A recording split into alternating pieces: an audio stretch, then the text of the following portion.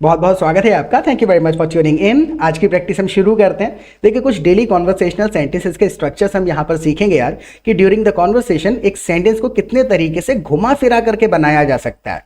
देखिए, बेसिक से लेकर एडवांस तक अगर हम मिला लें तो 45 ग्रामर के रूल्स होते हैं और उनमें से भी ज़्यादातर इंटरचेंजेबली यूज हो जाते हैं, जहाँ से कन्फ्यूजन शुरू होता है।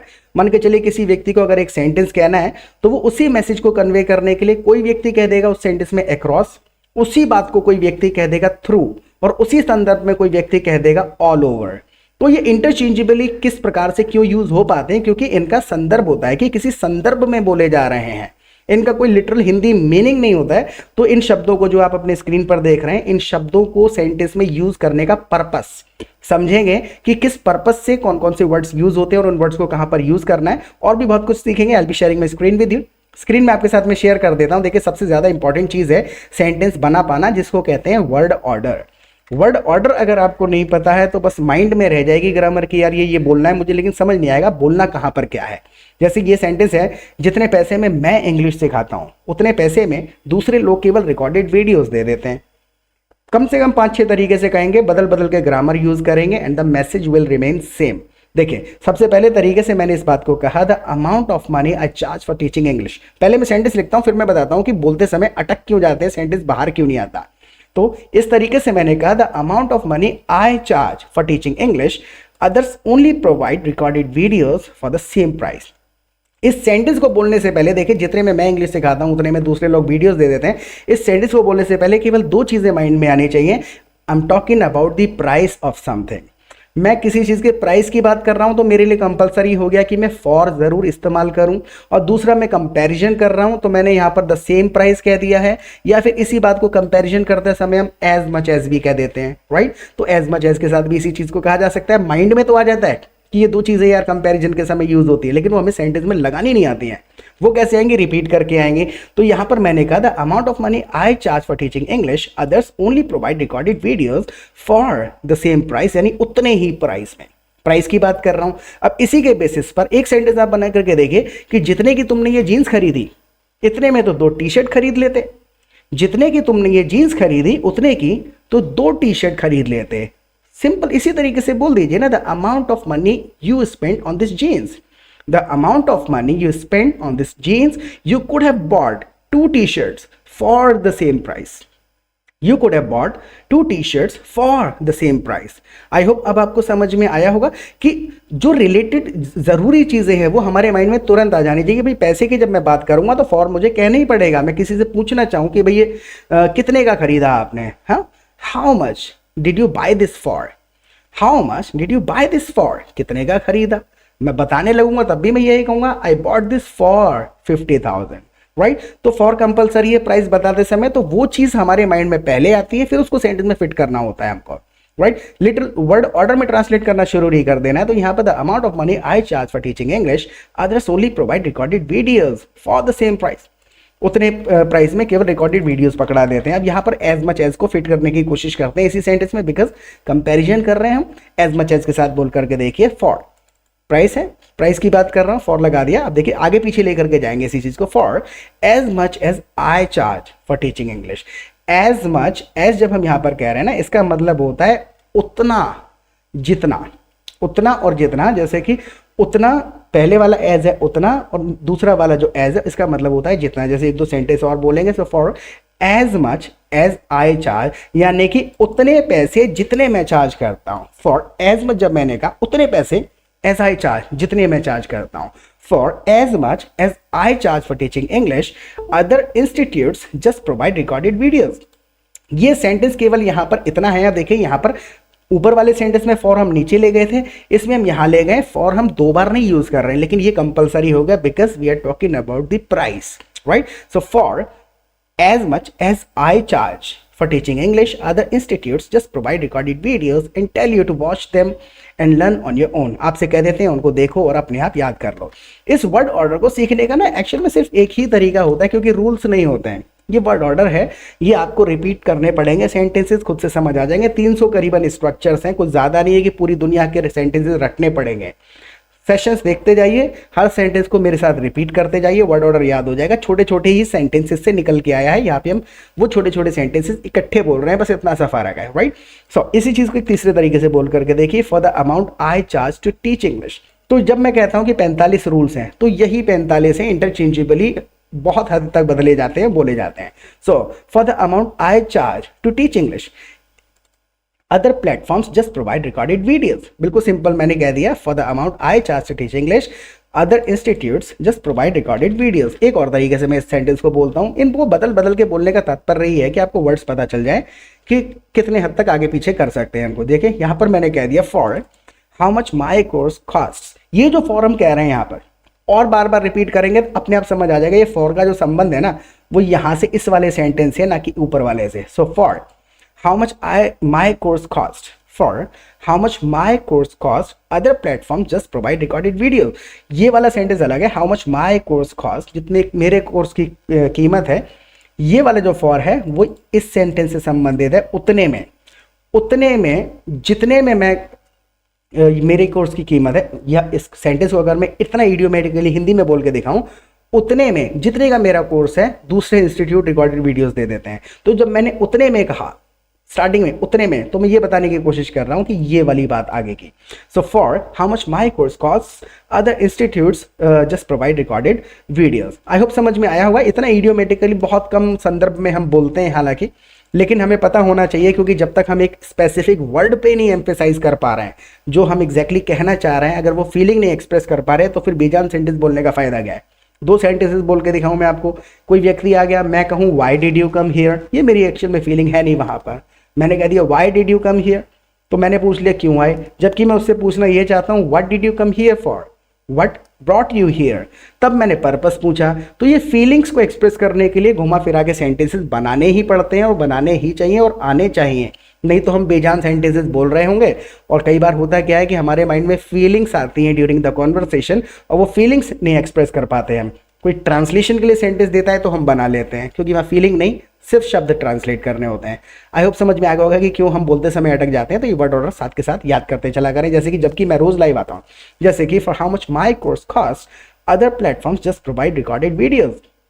उतने में तो वो केवल रिकॉर्डेड वीडियोज दे देते हैं, वो कहते हैं कि भैया आप सीख लो खुद से, राइट। जबकि मैं रोज लाइव आता हूँ, ग्रामर समझाता हूँ, डिबेट कराता हूँ, सेंटेंस स्ट्रक्चर्स भी समझाता हूँ, वो भी इंडिया में सबसे सस्ते में। देखिए लास्ट वाला सेंटेंस बहुत इंपॉर्टेंट है, वो भी इंडिया में सबसे सस्ते में। इसके सेंटेंस के द्वारा हम ये समझेंगे कि through out, across, all over में फ़र्क क्या है और इनका भाव क्या है। इनका कोई हिंदी मीनिंग नहीं होता, इनको सबको यूज़ करेंगे इन्हीं सेंटेंस में, राइट। तो जबकि मैं रोज लाइव आता हूँ, जब हम जबकि कहते हैं ना कि डिस्कनेक्ट बता रहे हैं कि है तो एक ही संदर्भ लेकिन कुछ डिफरेंस है, तो हम वेर एज कह देते हैं। जैसे कि whereas I go live every day, काफ़ी कॉमन है कहना। यहाँ पर हम कह रहे हैं मैं लाइव आता हूँ, I come live every day कहना कॉमन नहीं है, I go live every day, right. So whereas जब आपने कहा तो आपने बता दिया डिस्कनेक्ट है, दोनों है तो एक ही संदर्भ में है लगभग, लेकिन थोड़ा अलग है, राइट। सो वेर एज यहाँ पे आप अभी ऐसे भी कह सकते हैं ऑन द अदर हैंड, दूसरी तरफ, राइट। सो दूसरी तरफ मैं क्या क्या करता हूँ, whereas I go live every day, explain grammar, conduct debates and teach sentence structures all at the lowest price in India। जब मैंने कहा इन इंडिया यानी पूरे इंडिया में, अब यहाँ पर देखिए माइंड में जैसे कुछ वर्ड्स आते हैं कि यहाँ पर मैं अक्रॉस द इंडिया क्यों नहीं कह रहा, थ्रू आउट द इंडिया क्यों नहीं कह रहा हूँ, क्योंकि ना अक्रॉस, थ्रू आउट और थ्रू इन वर्ड्स को समझते हैं, इनका पर्पस क्या है। देखिए मैं एक आपको ओवरऑल आइडिया दे देता हूँ। जब हम थ्रू कह रहे होते हैं, इनके बेसिस पे 10-12 सेंटेंसेस बनाएंगे तो खुद से समझ में आ जाएगा कौन से शब्द का क्या भाव है। जब हम थ्रू कहते हैं तो हम कंजस्टेड किसी एरिया से गुजरने की, वो केवल फिजिकल एरिया भी हो सकता है, सिचुएशन भी हो सकती है, लेकिन कंजस्टेड जहां पर आप बहुत ज़्यादा कंफर्टेबल नहीं हैं। थ्रू यानी कहीं से गुजरना, किसी हालात से, किसी समय से, या किसी फिजिकल प्लेस, टनल वगैरह से, तो थ्रू कह देते हैं, यानी आप कहीं से गुजर रहे हैं, उभर रहे हैं, राइट, कंजस्टेड होने की बात कर रहे हैं। और थ्रू आउट जब आप कह रहे होते हैं तो आप कह रहे होते हैं पूरा। और अक्रॉस जब आप इस्तेमाल करते हैं तो अक्रॉस आप कहने की कोशिश कर रहे होते हैं कि ओवरऑल, पूरा का पूरा, ऑल ओवर जो भी है सब जगह पर, लेकिन एट डिफरेंट प्लेसेस। अब इस तरीके से शायद क्लियर ना हुआ हो, लेकिन जब मैं कुछ सेंटेंसेस बोलूंगा तो आपको संदर्भ खुद से समझ में आ जाएगा कि किस संदर्भ में कौन सा वाला वर्ड हम इस्तेमाल कर रहे हैं। जैसे कि अब हम एक सेंटेंस बोल करके बताऊं मैं, जैसे कि मैं अपने दोस्त के साथ में मार्केट जा रहा हूँ, राइट। अब मैं उसको कहूँ चलो मार्केट होके चलते हैं। जैसे मार्केट जो प्लेस है वो कैसा कंजस्टेड होता है, राइट, भीड़ भाड़ होती है, वहीं पे गाड़ी भी आ रही है, वहीं बाइक भी आ रही है और पैदल लोग भी जा रहे हैं। तो मैं यहाँ पर क्या कहूँगा, मैंने बताया थ्रू हम कब कहते हैं, जब हम कंजस्टेड किसी चीज़ की बात कर रहे होते हैं तो मैं उसको कह दूंगा let's go through the market. Let's go through the market जब हम कह रहे हैं तो हम ये बताने की कोशिश कर रहे हैं उसके अंदर से गुजरना, राइट, कंजस्टेड एरिया में से। एक और सेंटेंस बोल करके बताऊं, जैसे कि when you go to Kedarnath, जब आप केदारनाथ जाते हैं you have to pass through the tunnel. I hope जब इन दोनों चीजों में आपको एक कॉमन फैक्टर समझ आ रहा होगा, भले मार्केट का रोड कितना भी चौड़ा सही, राइट, लेकिन मार्केट एक ऐसा प्लेस है जिस संदर्भ में हम बात कर रहे हैं उस संदर्भ से संबंधित वर्ड यूज करना होता है, ना कि लिटरल ट्रांसलेशन कर देना होता है। तो इन सारे के सारे वर्ड्स का जो है संदर्भ समझिए कि किस विषय में बात हो रही है। जब हम केदारनाथ जाते हैं you have to pass through the tunnel, यानी भले वो कितनी भी बड़ी सही लेकिन हमें कंजस्टेड लगती है, राइट, क्योंकि हमें आदि नहीं है थ्रू द टनल्स के, तो हम वहां पर थ्रू इस्तेमाल करके बस अपना वो भाव प्रकट कर रहे हैं, राइट। हम उस लोकेशन को नहीं बता रहे, भाव बता रहे हैं अपना कि you have to pass through the tunnel, right. You can send me the money through Google Pay, ये अलग संदर्भ है जिसमें हम इसको इस्तेमाल कर लेते हैं, राइट। जैसे कि she walked through the park on her way to work, यहां से कंफ्यूजन स्टार्ट हो जाता है क्योंकि अब यहां पर ना कहने को ये कहा जा सकता है she walk across the park, क्योंकि पार्क था बीच में, अब कितना ब्रॉड एरिया होता है पार्क, राइट। अब वहां पर थ्रू कहना बहुत ज्यादा कॉमन नहीं है, तो ऐसे कंडीशन में जिसने कह दिया हो सकता है कि उसका भाव रहा हो वहां पर, उसको कंजस्टेड लग रहा हो। एक थ्रू संदर्भ में ऐसे भी कह दिया जाता है यहां से छोर से दूसरा छोर, राइट, कह दिया जाता है, तो कंफ्यूज नहीं होना होता। उसने अपने भाव के हिसाब से सेंटेंस में इस वर्ड को यूज किया है। हालांकि जब हम पार्क की अपने माइंड में इमेज बना रहे हैं तो हम अक्रॉस कह दें तो ज्यादा अप्रोप्रिएट होगा। She walked across the park on a way to work, ये कहना ज्यादा कॉमन है। लेकिन अगर कोई थ्रू कह रहा है तो वो अपने भाव को व्यक्त करने के लिए थ्रू इस्तेमाल कर रहा है, तो हमें ऐसा बहुत लिटरल मिलान नहीं करना है। नहीं, थ्रू का मतलब तो कंजस्टेड एरिया ही होता है, राइट। आई होप आपको थोड़ा बहुत कंसेप्ट समझ में आ रहा होगा अक्रॉस थ्रू क्यों कह रहे हैं, राइट। अब देखिए एक और सेंटेंस में बोल करके दिखाता हूं, जैसे कि he work through the night to finish the project, he work the whole night. ऐसे मैं कह दूं he work for the whole night to finish the project. अब जब हम अक्सर टाइम की बात करते हैं तो the whole night, right, he work for the whole night to finish the project, ये अप्रोप्रिएट है। लेकिन जब उसने कहा he work through the night to finish the project, उसने उस नाइट का जो समय है उसको कंजस्टेड होने की बताने की कोशिश करी है, यानी कि कंफर्ट में नहीं था कुल मिलाकर के। थ्रू यानी कि पूरा का पूरा रात, लेकिन उस भाव को उसने एक्सप्रेस करने की कोशिश करी है, राइट। जैसे एक और सेंटेंस में बोल करके दिखाता हूं और समझ में आएगा शायद आपको, जैसे कि the rain lasted through the weekend. अब इसी चीज को आप कहने को तो ऐसे भी कह सकते हैं, the rain lasted for the entire weekend, the rain lasted for the entire weekend, क्योंकि टाइम की जब हम बात करते हैं तो फॉर वगैरह कहना काफी ज्यादा कॉमन है। लेकिन उन्होंने जब थ्रू कहा तो कहने का तात्पर्य ये है कि जब आप कंजस्टेड बताना चाहते हैं, वो सिचुएशन भी हो सकती है, समय भी हो सकता है, कोई प्लेस भी हो सकता है, रास्ता हो सकता है, तो थ्रू कहने का मतलब यही है कि आप साथ के साथ होने की बात कर रहे हैं, कंजस्टेड और श्रिंक होने की बात कर रहे हैं किसी चीज के। अब देखिए कुछ थ्रू आउट की तरफ बढ़ते हैं। देखिए थ्रू आउट ना एक्चुअल में हम बात कर रहे होते हैं, अलग अलग संदर्भ है, 4-5 संदर्भ में इस्तेमाल किया जाता है। थ्रू आउट का एक्चुअल में मतलब होता है पूरा का पूरा। अब थ्रू आउट आप किसी प्लेस के लिए, ड्यूरेशन के लिए, वही चीज़ है जैसे हम थ्रू को भी प्लेस, ड्यूरेशन, सिचुएशंस के लिए यूज कर रहे थे। थ्रू आउट जब आप कह रहे हैं उसका मतलब भी है पूरा, लेकिन अलग अलग स्पैन पर, अलग अलग समय पर, अलग अलग जगह पर बताने की कोशिश कर रहे हैं। जैसे मैं एक सेंटेंस लिखता हूं, आपको क्लियर समझ में आएगा। जैसे ये सेंटेंस है, हाँ, जैसे कि the festival is celebrated through out the country. जब मैंने कहा right, the festival is celebrated through out the country, तो इसमें मैं ये बताने की कोशिश कर रहा हूं कि पूरे कंट्री में तो सेलिब्रेट होता है, लेकिन at different places, in many places. जैसे मैं यहां पर आपको लिख करके दिखाऊं, इस बिल्कुल सेम मीनिंग है, the festival is celebrated in many parts of the country. जैसे इसी चीज को मैं इस तरीके से कह दूं कि the festival is celebrated all over the country. The festival is celebrated all over the country जब मैंने कहा तो मैंने उसको अलग अलग पार्ट्स में होने की बात नहीं कही। हालांकि पूरे हर एक एक कण कण में तो नहीं सेलिब्रेट हो सकता, राइट। तो वहां पर मैंने कहा ऑल ओवर द कंट्री, तो मैंने एक कंट्री को एक तरीके से ले दिया कि भाई पूरे कंट्री में, राइट लेकिन अगर मैं यहाँ पर कह रहा हूँ थ्रू आउट द कंट्री, तो बस मेरा भाव है बताने का कि दिल्ली में कई जगह पर, यूपी में कई जगह पर, यानी कि हर गली मोहल्ले, हर चौराहे पर।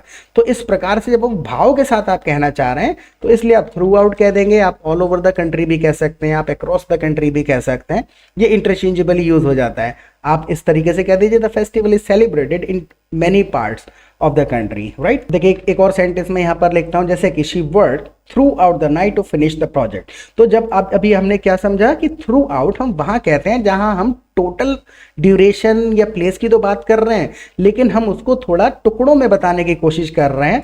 अब जैसे यहाँ पर हम समय के लिए इस्तेमाल कर रहे हैं तो हम कह रहे हैं एट डिफरेंट टाइम्स, राइट। तोड़ तोड़ के उस पूरी ओवरऑल चीज को हम बताने की कोशिश कर रहे हैं। She work throughout the night to finish the project. तो यहाँ पर मैं ये बताने की कोशिश कर रहा हूँ she work during the night, लेकिन वो जो पूरा जो ड्यूरेशन है नाइट का, मैं उसको अलग अलग टुकड़ों में बताने की कोशिश कर रहा हूँ। 11 बजे, 12 बजे, उसके बाद में जो सुबह सूरज निकलने का टाइम है उससे पहले। तो थोड़ा सा मैं उस ड्यूरेशन को और बड़ा जताने के लिए अलग अलग पोर्शंस में बताने की कोशिश कर रहा होता हूँ, right. So she work during the night, इस तरीके से पूरी रात पढ़ाई करी या काम किया, sorry. And she work throughout the night to finish the project. दोनों का मतलब वही है, थ्रू आउट केवल एक भाव को प्रकट करने के लिए इस्तेमाल किया जा रहा है। जैसे एक और सेंटेंस देखिए, the seminar will continue throughout the week. Throughout the week जब हम कह रहे हैं तो बस हम उस पूरे के पूरे वीक को अलग अलग पोर्शंस में बताने की कोशिश कर रहे हैं, राइट। उसी तरीके से जब हम प्लेस के लिए थ्रू आउट इंडिया जब कह रहे हैं तो उस पूरे इंडिया को अलग अलग टुकड़ों में, अलग अलग प्लेसेस में डिवाइड करके बताने की कोशिश कर रहे हैं, इन सब जगह को मिला करके पूरे इंडिया में। सो थ्रू आउट जब कह रहे हैं तो बस इतना सा फर्क है, वो सिचुएशंस, टाइम, प्लेस, सब के लिए सारे वर्ड्स यूज किए जाते हैं। The seminar will continue throughout the week. I hope समझ में आया होगा। जैसे इसको ईजी करके बोल दिया जाए, the seminar will take place over the whole week. Over the whole week यानी पूरे के पूरे हफ्ते, और थ्रू आउट कह दिया तो अलग अलग टुकड़ों में बांट के बता दिया उस पूरे ड्यूरेशन को, राइट। इसको बोल करके देखिए, he was respected through out his career, यानी पहले जब वो एक एग्जीक्यूटिव था, फिर वो टीम लीडर बना, फिर वो मैनेजर बना, उसके बाद में और बड़ी पोस्ट पे चला गया, लेकिन he was respected through out his career. अब समझ में आ रहा होगा कि डिफरेंट पार्ट्स जो थे उसके प्रोग्रेस करने के थ्रू आउट हिज करियर, यानी पूरे करियर में। तो थ्रू आउट कह के अलग अलग पोर्शंस कर रहे हैं, जैसे कि he was respected at all points during his career. अब समझ में आया होगा। तो एक बात को घुमा फिरा करके हम कह रहे हैं, लेकिन थ्रू आउट जिस भी सेंटेंस में कह रहे हैं हम उस पूरे के पूरे ड्यूरेशन को, पूरे के पूरे उस काल चक्र को टुकड़ों में तोड़ते हुए बताने की कोशिश कर रहे हैं। अब देखिए ये लास्ट वर्ड है अक्रॉस। इससे हमें ऊपर वाले जो वर्ड्स हमने समझे हैं, जो स्ट्रक्चर समझे हैं, वो बहुत क्लियर हो जाएंगे, क्योंकि यहाँ पर हम वो सारी चीजें इंटरचेंजेबली यूज करेंगे। जैसे थ्रू समझ लिया, थ्रू आउट समझ लिया है, अब अक्रॉस के साथ जो कह रहे हैं उन्हीं चीजों को यूज करके बस भाव समझेंगे, क्या भाव बदल रहा है। जैसे कि we walk across the bridge to get to the park. Across generally जो इसको हम कहते हैं, यूज कर लेते हैं हम आर पार जाने के लिए, right. We walk across the bridge to get to the park, यानी कि जो एक ब्रिज के छोर पे खड़े थे, दूसरी तरफ गए पार्क में पहुंचने के लिए, राइट। अब अक्रॉस जब मैंने कहा तो मैंने एक भाव प्रकट किया यहां से लेके वहां तक, जहां तक ब्रिज था वहां तक। लेकिन इसी बात को अगर मैं कह दूं we walk through the bridge to get to the park, अब जब हम थ्रू द ब्रिज जा रहे हैं तब भी तो हम ब्रिज ही पार कर रहे हैं, राइट। लेकिन उसमें मैंने पूरा का पूरा, अब जब to get to the park जब कह दिया, इस बात से मैसेज पहुंच गया कि भाई पार्क तक पहुंच गए तो डेफिनेटली क्रॉस हो ही गया ब्रिज। तो बताने का, जब मैं कह रहा हूं we walk through the bridge to get to the park, तो मैं वो ब्रिज को पार करते समय जो मुझे अवस्था महसूस हुई वो वाली बता रहा हूं। And we walk across the bridge to get to the park, तो मैं बस उस एक्सपीरियंस को ना यहाँ पर शेयर करते हुए आर और पार जाने की बात कर रहा हूं। इसलिए आप उन भाव को प्रकट करते समय अदल बदल के इन ग्रामर के रूल्स को सुनते हैं अलग अलग सेंटेंसेस में। जैसे कि this brand is available across the country. एक अक्रॉस हम यहां पर इस्तेमाल कर रहे हैं आर और पार के लिए। अक्रॉस का भी मतलब होता है ऑल ओवर, लेकिन अलग अलग जगह पर, राइट। जैसे कि I was looking for something, I looked across the room. Across यानी कि पूरे रूम में तो देखा, I looked across the room यानी अलग अलग जगह पर, इस कोने में, उस कोने में, टेबल के नीचे, तो अक्रॉस हो गया वो कुल मिला करके। ऑल ओवर था लेकिन across. So this brand is available across the country. Across यानी कि एक छोर से दूसरे छोर, मतलब कि हर तरफ अवेलेबल है लेकिन एट डिफरेंट पार्ट्स, राइट। जैसे अब इसी की जगह आप ये कह दें this brand is available through out the country, ये भी बिल्कुल अप्रोप्रिएट है। थ्रू आउट कहकर भी आपने यही बताने की कोशिश करी है कि अलग अलग पार्ट्स में अवेलेबल है पूरे इंडिया में। The new restaurant is located across the street from my house. जब यहाँ पर आप कह रहे हैं अक्रॉस, इस अक्रॉस का मतलब क्या है, मेरा जो घर है वो एक तरफ, और across the street, across the road यानी कि दूसरी तरफ। ये वाला अक्रॉस का मतलब हो गया दूसरी तरफ। The restaurant is located across the street from my house, यानी मेरे घर से दूसरी तरफ बिल्कुल ऑपोजिट डायरेक्शन में है। Last sentence, I was talking to someone across the table during the meeting. I was talking to someone across the table during the meeting. तो अक्रॉस आप खुद से समझने की कोशिश करिए, हम कहाँ ज़्यादातर यूज़ कर रहे हैं अक्रॉस, यानी कि आर पार। यानी जब मैं यहाँ पर अक्रॉस का इस्तेमाल कर रहा हूँ तो मैं ये बताने की कोशिश कर रहा हूँ कि मैं इधर बैठा था और सामने वाला व्यक्ति टेबल के दूसरी तरफ बैठा था। So I was talking to someone across the table during the meeting. मैं किसी से बात कर रहा था टेबल के उस तरफ से इस तरफ। अब इस अक्रॉस को समझने के लिए फिर से वही वाली बात है कि सेंटेंसेस को सुनना बहुत ज़्यादा ज़रूरी है, और उसके लिए आप हमारे लाइव सेशन में आ सकते हैं। बहुत इंपॉर्टेंट है कि आप रियल टाइम में बात करें। जब आप लाइव सेशन में आएंगे, सबसे पहले आपको अपने ग्रुप में ज्वाइन कर लेंगे, जहाँ पे आप 200-300 पार्टिसिपेंट के साथ प्रैक्टिस कर सकते हैं। रियल टाइम में बातें करेंगे तो बार बार अक्रॉस सुनेंगे, बार बार थ्रू आउट सुनेंगे, थ्रू सुनेंगे तो संदर्भ समझ में आने लग जाएगा कि एक वर्ड को कितने संदर्भ में इस्तेमाल किया जा सकता है।